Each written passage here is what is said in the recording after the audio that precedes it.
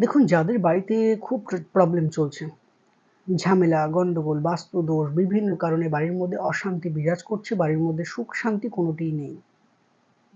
এগুলো যদি দেখেন তাহলে আমি বলব আজকের এই ছোট টোটকাটি আপনি করে দেখতে পারেন। ভালো সফলতা পাবেন এটুখানি আমি বলতে পারি। সেটা হচ্ছে দেখুন, ছোট একটা ছোট একটা কর্পূরের ডেলাকে আপনি ঘিয়ের মধ্যে ডুবিয়ে রাখুন। Minimum ৫ minute. ঘিয়ের মধ্যে ডুবিয়ে রাখার পরে শনি অথবা মঙ্গলবার দিন সকাল এবং সন্ধ্যায় এইভাবে করে আপনি সেই কর্পূরটা ধরান। ধরিয়ে সমস্ত ঘরে আরতি করুন, মেন দরজায় আরতি করুন।